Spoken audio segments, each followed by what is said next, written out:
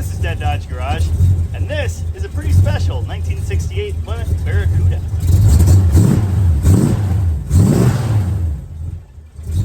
It doesn't run the best. We'll get to that. This 68 Barracuda belongs to subscriber and channel member Mark. Mark seems to be a fan of green Mopars. This is the second one he sent us. The first was that 68 Coronet pretending to be a Super Bee. Mark found this car all the way across the country in like Virginia or something. In fact, at the time, there was a chance I was going to drive this car back for another crazy video. Obviously that didn't happen, or well, you would have seen it by now. Instead, the owners actually transported it to California or Oregon, I don't remember. And then Mark met up with them and towed it home the rest of the way. The well-trained eyes among the crowd will notice immediately this is not a Formula S. It's no high-performance Barracuda. It's just a standard Barracuda. But it does have a V8 badge with a fish on it, so that's good. If you don't know much about second-generation Barracudas, which ran from 67 to 69, I'll fill you in. They came in three body styles. This coupe, or notchback as enthusiasts call them, a fastback, much like the first-generation Barracuda, and a convertible. The first-generation Barracuda looks like this. I'm kind of a fan, obviously. Of course, I've explained on video multiple times before that in this second generation, I'm a fastback guy. These are cool, but I don't know, I just want a little bit more. Does that make sense? A lot of people disagree with me on that point, and that's respectable. Super cool feature of these Barracudas? Flip-top gas cap, which of course was seen starting in 68 on the Charger. Those had a big giant trim piece around them. These do not. Pretty much the best reason to own a Charger. Or a Barracuda for that matter. Every single year, the A-body Barracuda from 64 to 69 got a different grille. This is the 68 grille. Notice it has those vertical lines. That is metal. I kind of thought it was plastic like the later Dart and Demon grille of a similar style, but no. In 67, of course, these had like a flat metal mesh instead of that. And then in 69, they had a flat mesh again, but it was taller. I believe those are plastic, and those had a beaked nose. Fun fact. Although the beak itself is different, the hood from the 69 Barracuda was reused on the 73 to 76 Dart. That fact alone should help explain to you just how similar the structures of all of these A-bodies are. There are so many details that are exactly the same, at least in here, from 67 all the way to 76. Despite being essentially the same car, 67 and 68, and to a lesser extent in 69, there are a lot of changes beyond just the grille. For example, the hood inserts. 67s are lines all the way, 68s look like this. And if it was a Formula S, it would say 340S. I've always been a lover of all models 1968 from Chrysler, mostly because of those sweet side marker lights. I have to say, in Barracuda land, I kind of lean towards 67, and the main reason is the tail lights. For 68, they made the reverse light the big section, and the actual tail light the small section. In 67, the tail light is the big section, the reverse light is down here, and there's a big trim panel that goes across to match those lights. I just prefer that 67 look a little bit. This was the setup for 68. In 69, they made that the tail light again, but they changed the trim piece and the little medallion section that sticks over the light. So yet again, it's a one-year setup. Of course, one of the things that makes these Barracudas really great, the special dash. Note, this is a 68, so it's got a lower dash pad, just like Alan's Dart we saw the other week. These have a special 150 mile an hour speedometer. They have the 4 gauges in the pod over there on the right side. And then in the middle, there's either a blank, like this one, a vacuum gauge, or an optional tachometer. 68 also has the thumb wheel radio. Very special. This one's actually one of those fancy retro sound things. Of course, that Rallye dash was reused in 340 cars later. 1970-71 Dusters, 1970 Swinger 340s, and 1971 Demon 340s like this one. Note the added wood grain and that the lower section is painted black. Obviously, it doesn't say Barracuda either. And it's missing that lower panel because it's not a 68.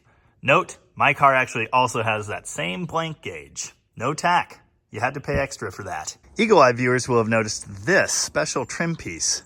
What the heck is that about? It reminds me of the later E-body gills, but obviously it's a big gnarly chunk of metal. It turns out this car has goofy special trim on it because it's a goofy special package. It's called the Barracuda Sport Special. Apparently it was a $138.90 option that the original owner of this car chose. The things included in that package are listed right here. The chrome grille, that's part of the Sport Special look. Deck tape. Yeah, that. A wood grain wheel. Accent stripes, currently missing. The sill molding. Deluxe wheel covers, which are not present either. The console. The vinyl top. And white tires. $202 for the Torque Flight Automatic. $42 for a Sure Grip. This car was ordered with a Sure Grip. That's really neat. Power steering, tinted windshield, remote control mirror, undercoating. They almost ran out of room for options there. We know all that and so much more because this car came with an incredible amount of documentation. Original certificate of title, the bill of sale right there with all of the options detailed, his trade-in, which was a 61 Valiant V200 coupe. We've got pictures here from when it was still in original paint. There's the pinstripe that's missing off the car. And then the entire process of its restoration, which is really just a basic paint job and new vinyl top and dress up, which took place around 2002, I think we figured out. Anyway, it's cool. It's just incredible seeing all of this. Registrations, inspection reports from South Carolina. Yeah, going back years. Operating instructions, customer care warranty. Here are pictures after the paint was done, I believe. But it goes on. This is a flyer from the estate sale from the original owner where the second owner bought it. Assignment of title, canceled checks, a drag strip run. What did it run? Oh, a 19-second quarter. Nice. And then all kinds of plaques and such from different car shows it's been to. Oh, also a build sheet. Just a lot of history. It's pretty much all here. The entire story is told in this binder. So we're looking at a well-documented original V8 3-owner car in pretty nice condition. Obviously it's been painted and you can see the new color is a little off, but it's close. Let's get it out of the rain and look at the engine and stuff. Did I mention it doesn't run very well right now? You know I like looking out over a lumpy hood, and the 67-68 Barracuda, that's a good one. I love the nostril look. Before I open the hood, I thought I'd channel my inner Tom and show you the VIN to this car. The first digit there, B for Barracuda. The second digit is H. Now my understanding of the different codes here, L, M, H are the common ones, L being low price class, M being medium, and H being high.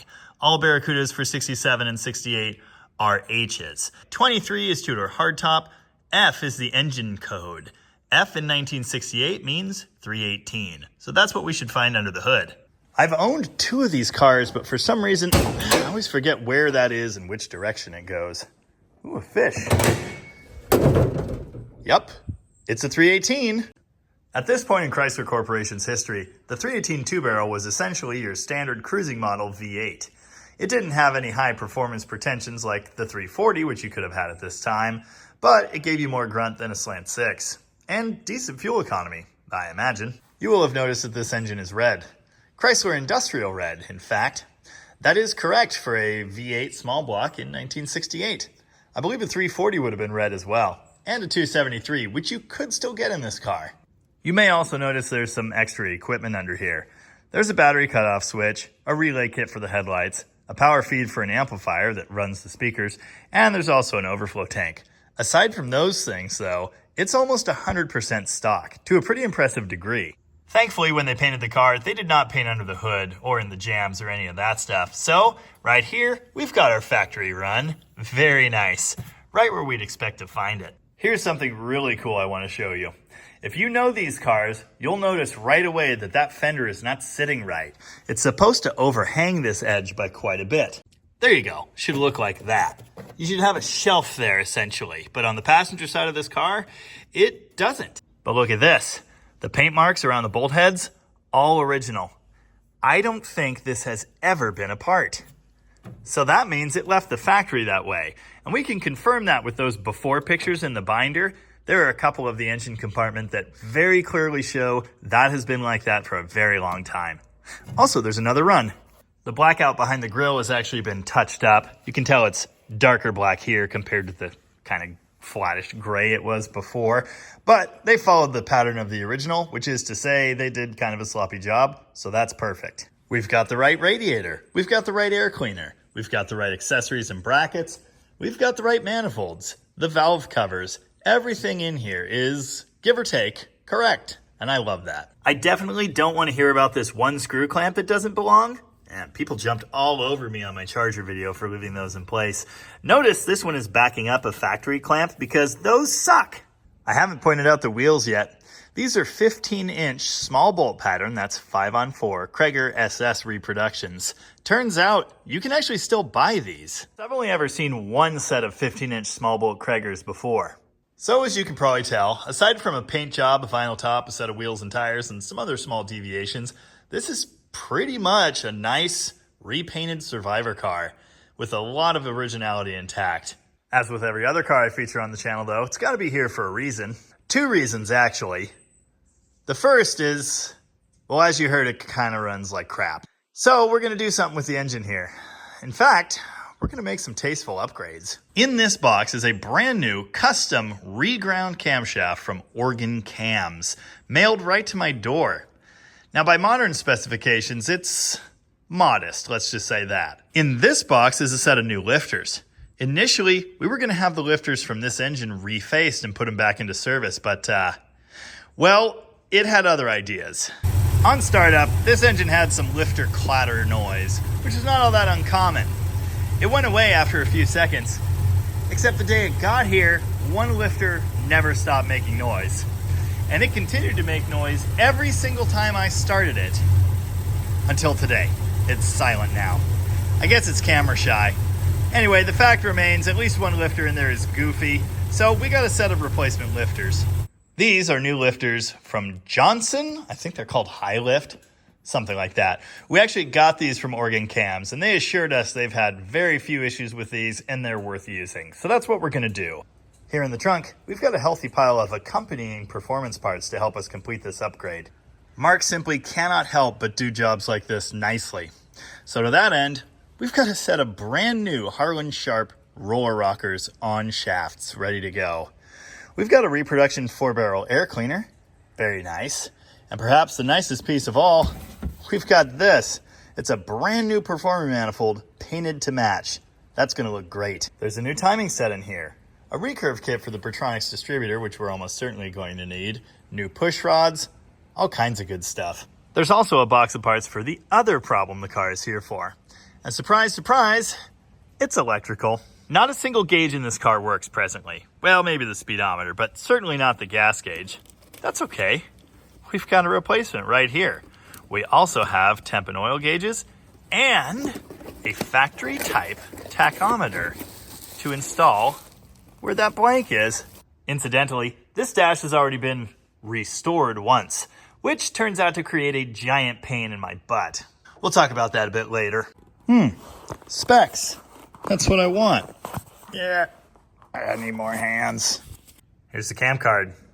110 LSA, 298 tappet lift, intake, 303 exhaust. So with a 1.5 rocker, 432 intake, 447 exhaust. Here are duration specs. At 050, it's 212, 218.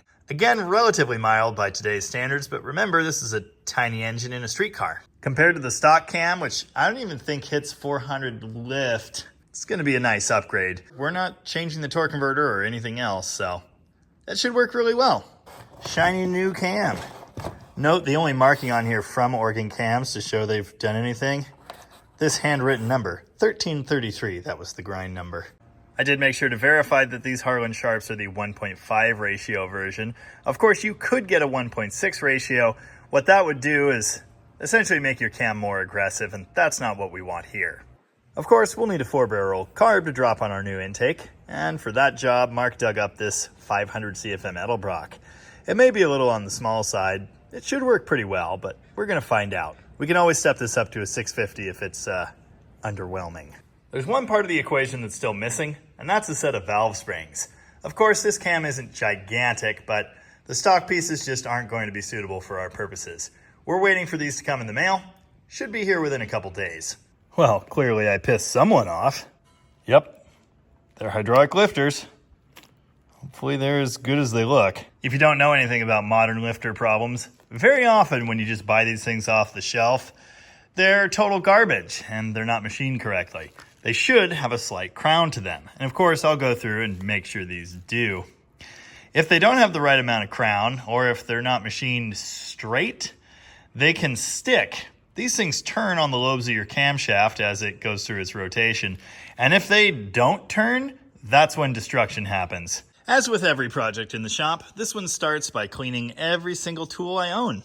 Before I rip this engine apart, we do have some slight concerns about oil pressure, obviously given the noise and given the readings we've been seeing from this aftermarket gauge under the dash. So I've got my fancy Mac gauge hooked up to the oil sending unit hole now. I'm gonna fire this thing up and we'll see what we get cold.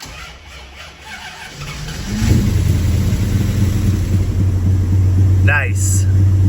As you can see, there was a bit of a delay and then it goes right to 55 PSI. I'm pleased with that. Now obviously warm, that pressure is going to come down, but we've already essentially established that this gauge is inaccurate and we probably don't have anything to worry about. To do that oil pressure test, I disconnected that aftermarket gauge. I'm gonna get rid of that because obviously it doesn't read correctly. I've now taken my test gauge out, and before ripping the rest of this apart, I did go ahead and install the new sending unit for the gauge that will hopefully work later in the dash. I did this now because, well, this one time I forgot to put an oil sending unit in an engine and it made a humongous mess. I'm trying to get out ahead of that one. Now it's time to drill, baby, drill. I'm gonna pull the carburetor separate of the intake. I need to take some reference pictures, get these springs off, the kickdown linkage off, which will definitely require modification later. Need to drain the radiator, take the upper hose off, pull the heater hoses off and out of the way. Then we can pull valve covers, exhaust manifolds, accessories loose. Of course, I need to get the timing cover off as well. You know, it might be time for new belts. If you watch my videos often, you know I'm not really the step-by-step nuts and bolts, this is exactly how you do this job guy. I mean, I could tell you that the intake bolts are at 9/16, the valve covers are 7/16, the exhaust hardware is 1/2 inch, the adjusting bolt on the alternator is 1/2 inch, the through bolt's 9/16, the water pump bolts are all 9/16, the pulley bolts are all 1/2 inch. But I'm not gonna do that. All right, two things. Thing number one, I've realized yet again I missed a perfect opportunity for a before and after. Why didn't I go for a drive and like gauge the performance of this thing with the 2-barrel and the stock cam? I don't know. I didn't think of it until now, and it's a little late. Second thing, I'm not entirely sure this engine is 100% original. The first thing I noticed was that intake manifold was actually cast in June of 1968. So if it made it into a 68 model, it would have to be a super, super late one. Actually, I think this was, given that it wasn't sold until October 1st, 68. So that does make some sense. But the harmonic balancer pulley was only held on with 5 bolts. There's an offset pattern in later years. I believe this car should have had the regular square pattern and all 6 holes should have lined up, but the 6th one didn't on this car. That's something I see frequently when putting things together with, you know, mismatched components. But on an all-factory car, it seems kind of odd. For all the records we have, we really don't know what's gone into this engine. It does look like it was possibly restored around 2001 or 2 or whenever all this was, but we don't have any records or receipts or anything like that. Suffice to say it's pretty original, but may not be 100%. And because this is 1968, there's no VIN stamping on this block, so we have no way of verifying that it is indeed original. In any case, it's original enough. And since we're about to make it less original, I don't think it matters all that much. I don't know if you could tell, but I actually cleaned the crap out of the shop today, and for that reason, I'm out of time. Time to go eat a pizza or whatever. We'll get back to this tomorrow. Or 2 days from now, or something. Well, it's days later for some reason, and I'm back on the Barracuda. Next, I'm going to get the intake and the valve covers popped off, and we can dig into this engine. It'll be interesting to see what it looks like in there. Hopefully not too terrible. Valve covers are off. Incidentally, those bolts were not super tight. That's pretty typical. Anyway, I've got the intake ready to go too, but I wanted to show you this. I pulled the thermostat housing off. The gasket and the thermostat stayed behind, and I notice this gasket is actually over the thermostat. That's not correct. What's supposed to happen is the thermostat should fit in this groove, and the gasket goes under it. If you do it this way, it'll probably leak. Did you know cast iron is heavy? Well, it is. Someone did the silicone end seals. That's what I normally do. Of course, I'll have to clean all that off now. While I'm thinking about it, I'm gonna pull these locating pins out.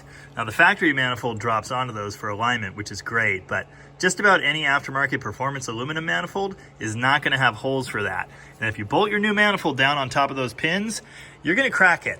You don't need to ask how I know that. Those roll pins come right out if you squish them with a pair of vice grips and then give them a wiggle. I don't know what this goop is they used on the steel style intake gasket, but it's nasty. It's like snot, kinda? That's a lot of snot.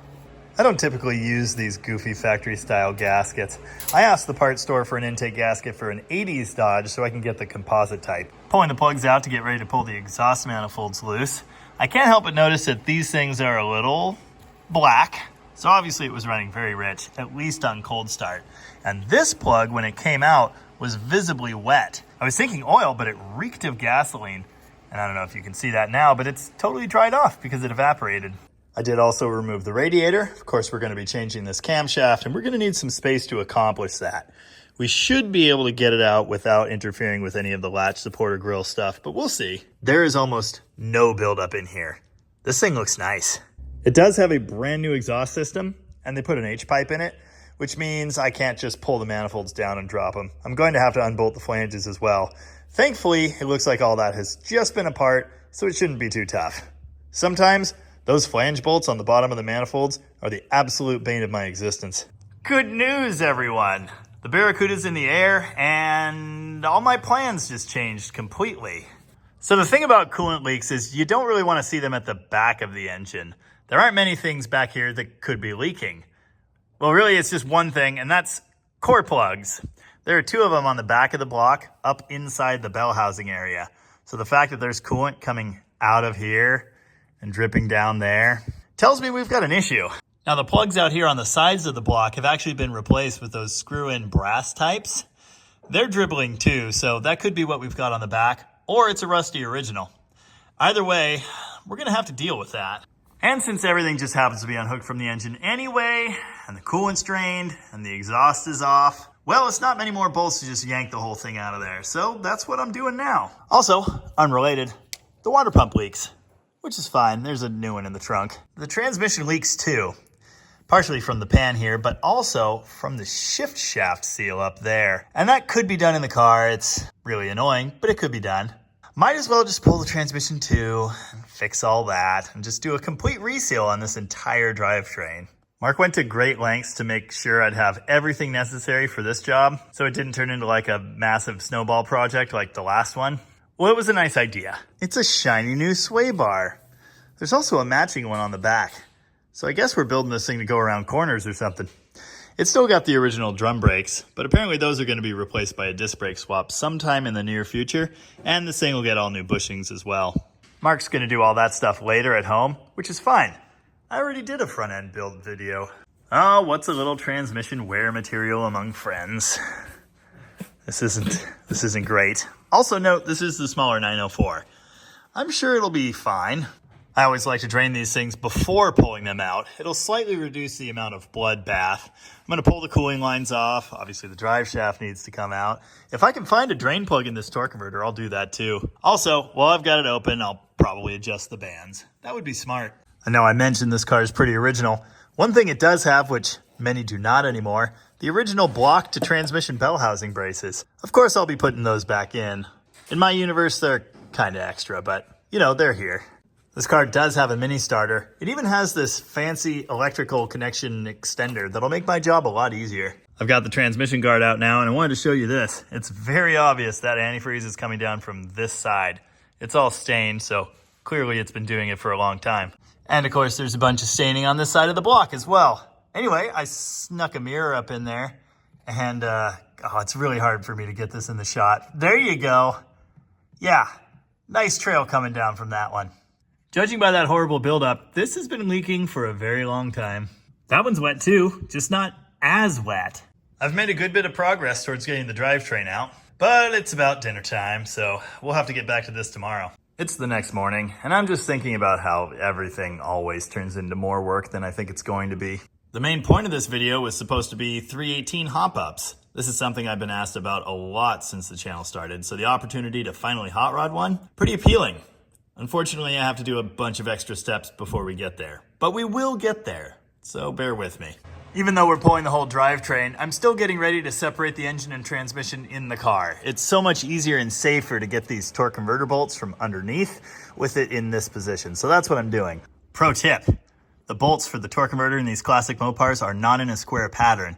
That means it's possible to line this up wrong and you won't be able to start all of the bolts. So, when you're taking it apart, make sure you mark it.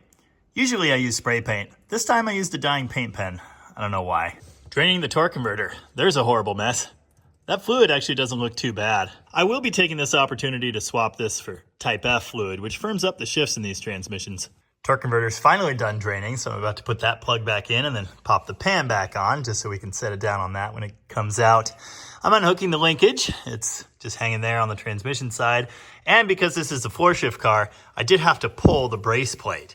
It uses these two fasteners and it comes down off these ears right here, in case you've ever wondered what those are for on your torque flight. A column shift would have a big crazy Z-bar up there, which is way more annoying to deal with. Speedo cable's got to come off too, of course. In this car, it blocks two of the cross member bolts, so does the floor shift linkage. Nice. Now I'm draining the oil. I've got the engine mount nuts out. I've got everything on the cross member loose. So when I put this thing back on the ground, I'll just jack the transmission up with a floor jack, pull the cross member down, and we'll be ready to yank this out. All right, I remembered one more thing I forgot, and that's pulling the block drains out, thus preventing more future messes by getting all of the coolant out of this block before it comes out. As usual, I got the plug out, but no coolant has come through. What happens is you get this nasty, scaly buildup over the hole. You gotta stab in there with a screwdriver or a hook or something, and then you'll make a giant mess of coolant. Yeah, it's just solid. So I've actually seen this once before. This plug broke, and the last few threads of it are still in there. I might drill a hole in it. The other thing I could do is just punch a hole in an expansion plug. I'm replacing them anyway. So anyway, I started hammering. Man, that was some nice looking coolant actually. It is really entertaining to me that this block has like 4 different types of plugs in it. I keep calling those expansion plugs. You could also call them core plugs. Don't call them freeze plugs. People on the internet get mad at you if you call them freeze plugs. This one looked broken too, but that actually did work, so that's the good news. No, go in the bucket! Thank you. Suddenly I have to pee. Hey, the drivetrain's almost out. You always have to forget something, and in this case, it was the neutral safety switch wire. Well, now we're here, and the teardown can continue. Yay! I've got my breakdown box here. The rockers and push rods are off. They actually are a little on the nasty side. There's a good bit of buildup in those rockers. Some of them don't move very smoothly. Got the water pump off, made more of a mess, even though I tried so hard to drain this thing. I've pulled all the lifters out, and the faces are great, so we'll definitely save all of this stuff. I could measure this cam right now. I'm not going to, but I could. So now this is happening, and yes, I'm definitely going to tell the Snap-on guy I never put this on an impact. Progress. The oil pan is down. I don't see any horrible chunks yet, although I need to get it fully drained. I do see that someone has been in here and cleaned this thing with like a little wire wheel or something. Also, this. Now I've seen a couple of these deflectors installed backwards, and when they're backwards, they just sit on the chain and get chewed to crap. This one is installed the right way, but this engine has a dual roller, which of course doesn't belong there, and apparently this did not clear it, or it was bent, or something, so it's damaged. It's all chewed up from the timing chain. I may go try and find another one. I may just have to leave it out. It definitely hasn't been many miles since all of this was done. Mark did send a new double roller timing chain. I'm probably gonna save this one. I've never known 100% what year 318s stopped coming with forged cranks. This one certainly does have a forged crank. Of course, you can tell that because of the rough finish surfaces. The cast cranks will be like clean and square here. Forged cranks have that bit of rounded roughness to them. That's what you want for the ultimate strength. Of course, most 318s aren't going to make enough power to even hurt a cast crank, but still, it's nice to have. That's pretty neat. I'll bet that made a really cool sound when they first started it. Yeah, it was definitely bent too. You see that pattern just on the one side. I had to bend it more to get it off, but anyway. I talked about the oil pump drive shaft, intermediate shaft, distributor drive, whatever the heck you want to call it, in the video on Allen's 68 Dart a couple weeks ago. That one, strangely, came right out of the block with its bushing attached. that shouldn't happen. Anyway, the correct method for pulling these out is spinning them out with a big giant flathead screwdriver. Now, generally, you turn it to the right, it should start riding up on the gear teeth there. Notice this one's actually moving. It wasn't when I started. I had to go through several repetitions doing this to work the carbon that's built up underneath the bushing off the shaft so it'll actually come out. It should get to a point where it'll clear the cam, and hopefully you can grab it with a hook or a little pry bar and delicately remove it the rest of the way. You could get some penetrating spray down through that bushing while you're working it up and down here, and that may help loosen it up. Just be aware that if you're trying to, say, change the cam without taking the engine apart, whatever you spray in there is getting mixed in with your oil, and that might not be ideal. Camshaft is out. Couple interesting things. First, there's no part number or anything like that. This is the only marking on it. It's not fully punched, so you can't read it. I think this is a newer cam. It has that weird hammerite finish that you see on comps and such these days. Actually, our regrind has that same finish on it. So I don't know if this is a few-year-old regrind or what it is. Now would be the time to check your cam bearings. Or don't, because you probably don't want to know what they look like. Like the chunk missing from number 2 there, for example. Or the lines, or that weird color on number 1. They're definitely not beautiful. But I'm probably just going to leave them and move on. LS guys definitely know what I'm talking about. There are supposed to be small plugs in the ends of the oil galley here. Those openings are covered by the cam plate, but they're not sealed by the cam plate. And you can actually see a pattern there where oil was rushing past that. I'll definitely be tapping some in. I'm assuming they'll come in my expansion plug kit, so that'll be good. This engine definitely had plenty of oil pressure, at least when it was cold. So maybe it's not the end of the world to leave those out, but I wouldn't. Lifter bores are another great thing to check. I do see a bit of wear in these. They don't look terrible or scored up or anything like that. Obviously, we'll be testing each lifter for drop-in and movement when we put this thing back together. Time to pull the heads off, and then I'm pretty much done with disassembly. Although I do need to remove the engine mounts so I can get to the expansion plugs behind them. I did finally get the oil pump drive out. Here you can see kind of what I'm talking about. All that buildup, that's what keeps it from going through the bushing. This is where the bushing rides, so that surface is all nice and clean. I'll probably clean this thing and reuse it, although it is not pinned. Usually for a performance application, you want one that's had a pin put in it. Another good thing to check at this point is crankshaft end play, or thrust.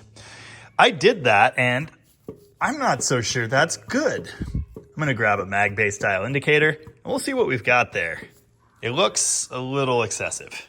It's gonna be really hard for me to do this and show you the reading, but it's not really good. I've got 17 or 18 thou there. So now I guess I'm rolling this thing over and pulling the bearings.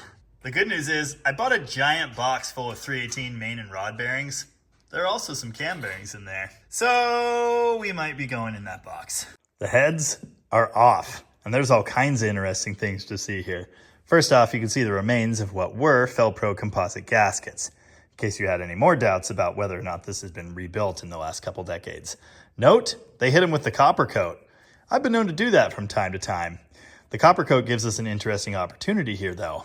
We can see spots where it did not stick, or where it's been worn away. It's very possible this engine had slight head gasket leakage into the valley, which is something I've seen several times. Cylinders 1 and 2 have no copper coat left in that area at all. The gaskets don't look broken or majorly damaged or anything, but it's just very interesting. It doesn't look like the gasket sealed very well.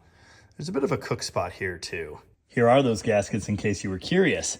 This is the area next to cylinder number 1 that looks roughly the worst. This engine has flat top pistons with valve reliefs. That may well be a factory piece. Later 318s don't have any pistons like that, but this is a 68. I don't have a whole lot of experience with these. There are no markings. There's no oversized stamping or anything like that. It's a reversible piston, which looks factory style to me, and it's way down in the hole. So even though it is a flat top, it doesn't do a whole lot for us. Here's where things get really interesting though. Look at these heads. What do you notice? Okay, if you haven't noticed, they are not the same. This is a closed chamber head. Note the flat quench area right there. That is an open chamber head. This one has a totally different date code style and a much earlier part number. It's the same casting number on my 273. Mark noticed previously when he pulled the valve covers off of this thing that it had 2 mismatched valve springs, and the head that does not belong in this engine, well, that's the one with the goofy valve springs. The rest of them do match. And obviously they've been painted to match. They've been together for a very long time. Because of this difference, this engine had different compression ratios from side to side. I'm not sure if the valves are the same sizes or not, but the whole configuration of the chamber is a little bit different. The ports are very similar, but that right there, not a great recipe for performance. So now I get to make a fun phone call. Getting into the bottom end of this engine was not in the plan. Of course, having this engine out of the car on a stand was not in the plan. But now we're here. I showed you the excessive thrust in the crankshaft there. The thrust surfaces for the crank are on the middle main bearing in the small block Chrysler engine. So I'm gonna pull that cap off and we're gonna take a look at that bearing. We're gonna see if the thrust surfaces are just totally wasted. We're gonna see what the crank looks like, and we'll go ahead and look at the main face of the bearing as well. If there's excessive wear or debris or other horrors in there, we might be pumping the brakes on this project and sending this engine to a machine shop. Tell you what, I already regret this because I loosen the bolts and just wiggle the main cap and it pops right out. That is supposed to snap in place. That's what locates the main cap and the main bearing and keeps it from walking around. This cap is not a tight fit at all. Oh, but it got so much worse. Yep, I'm boned. I know I mentioned that the main cap should have a nice snap into the block. The bearing should also have a nice snap into the main cap. I shouldn't have to drive it out with a pry bar and an implement of bashing. But that's what I had to do with this one. It's not like it spun or anything, but I don't know, maybe the thrust surfaces getting hammered just squished it together. There are no useful markings on this bearing shell at all. Often you'll see a date, a manufacturer, and a size. All this thing says is 28 lowercase tc. That doesn't mean anything to me, so I have no idea what we're dealing with here. That shiny spot at the end of the thrust surface there, that kind of tells the story. Yeah, I think the crank was hammering on that thrust surface, and I don't know why. This isn't a stick car. Usually when you see major thrust damage, that's why. There's a clutch behind it pushing on the crank. Just in case you were curious about that whole press fit thing, this should fit snugly in that opening.